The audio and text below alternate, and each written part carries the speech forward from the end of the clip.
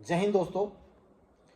अभी जिस प्रकार से सरकार ने अग्निपथ योजना के ऊपर जो कदम उठाया है, वो क्या कदम उठाया है उसके ऊपर भी चर्चा करेंगे। और जिस प्रकार से कदम उठा रही है सरकार, उसके हिसाब से तो यही लगता है कि सरकार अग्निपथ योजना के ऊपर झुकने के लिए तैयार नहीं है। और वो इस प्रकार के जो हथकंडे हैं वो अपनाए जा रहे हैं कि जिससे युवाओं की जो नाराज़गी है वो कुछ हद तक सरकार के खिलाफ कम हो, और दूसरा, विपक्ष को बोलने का मौका ना दिया जाए। अभी जो बदलाव किया है कि वो अर्धसैनिक बल के अंदर पहले से ही घोषणा की हुई थी कि 10% हम आरक्षण देंगे। अब इस घोषणा को वो दो जो सीआईएसएफ बीएसएफ है उनसे करवा दिए, आगे चल के सीआरपीएफ और आईटीबीपी इनसे करवाया जाएगा। यानी कि इस मुद्दे को कुछ ना कुछ बदलाव करने वाला जो सिस्टम है इसको जिंदा रखेगी सरकार, और विपक्ष को बोलने का मौका नहीं मिले, इस प्रकार की ऐसी चीज़ें जो हैं वो युवाओं के सामने रखी जाएंगी। दूसरा, हमारे जो गृह मंत्री जी हैं उन्होंने एक पहले भी बताया था, इलेक्शनों से पहले, इलेक्शनों के बीच में ही बताया था कि जितने भी हमारे राज्य जो हैं जिसके अंदर भाजपा की सरकार है, वहाँ पर सभी जगह पुलिस के अंदर या किसी दूसरे विभाग के अंदर 10% कोटा अग्निवीर को दिया जाएगा। इससे तो ये है कि जहाँ भाजपा की सरकार है वहाँ तो दिया जाएगा, लेकिन जहाँ भाजपा की सरकार है वहाँ नहीं मिलेगा। तो इससे तो इसका मतलब ये है कि युवाओं के साथ में बराबर का जो इनको मिलना चाहिए मौका वो नहीं मिलेगा, और यहाँ पर भी भेदभाव होगा। दूसरी बात, अब यहाँ पर देखने वाली बात यह है कि जो बिहार है वहाँ पर नीतीश जी की और बीजेपी की सरकार मिली जुली है।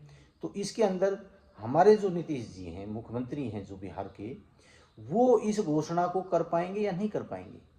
अगर वो इस प्रकार घोषणा करते हैं कि भाई अग्निवीर को हम 10% का कोटा देंगे, तो इसका मतलब वो भी अग्निपथ योजना के खिलाफ नहीं है। अभी धीरे धीरे ये बातें सारी सामने आएंगी।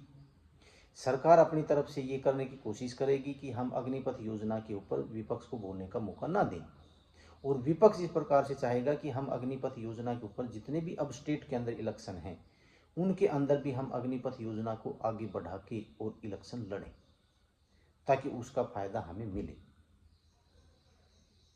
ये चीज़ें राजनीतिक हैं, ये चलती रहेंगी, लेकिन युवाओं की मांग अभी भी यही है कि हमारी जो अग्निपथ योजना है इसको हटाया जाए, और अग्निवीर हैं जितने भी उनको परमानेंट किया जाए, और अग्निपथ योजना को परमानेंट करें।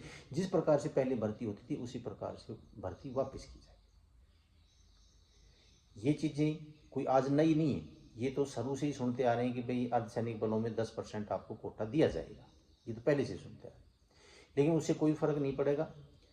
अगर मान के चलो कि बीएसएफ सीआरपी सभी अर्धसैनिक बल के अंदर 60,000 वैकेंसियां हैं, तो वो 60,000 ही रहेंगी, चाहे उसके अंदर आप अग्निवीर को लगाओ चाहे आप और किसी को लगाओ, वो रोजगार और उसके ऊपर कोई फर्क नहीं पड़ेगा, वो 60,000 ही रहनी है। जो हमारे और जो जनरल जो बच्चे हैं उनके ऊपर ज़रूर अंतर पड़ेगा। उसके अंदर मान के चलो कि 50% के लगभग ओबीसी एससी एसटी है, उसके बाद 10% ईडब्ल्यूएस हो गया, और इसके अंदर अर्धसैनिक बल के अंदर 10% जो हमारे एक्स सर्विसमैन है फौज के, उनका भी कोटा होता है। अब वो 10% वो हो गया और 10% अग्निवीर हो गया, यानी कि ये तो लगभग 80% हो गया। बच गया 20%। उस 20% के ऊपर जो बच्चे हैं जनरल के, वो कहाँ तक लड़ाई लड़ेंगे। तो मेरा कहने का मतलब ये है कि सरकार इस चीज़ में बदलाव करेगी या इसको परमानेंट करेगी, इसके अंदर अभी टाइम लेगी। और ये मैं काफ़ी दिनों से कहता आ रहा हूँ कि आपका ये जो काम है बदलाव का या परमानेंट का, ये इतनी जल्दी होने वाला नहीं है, इसके अंदर टाइम लगेगा।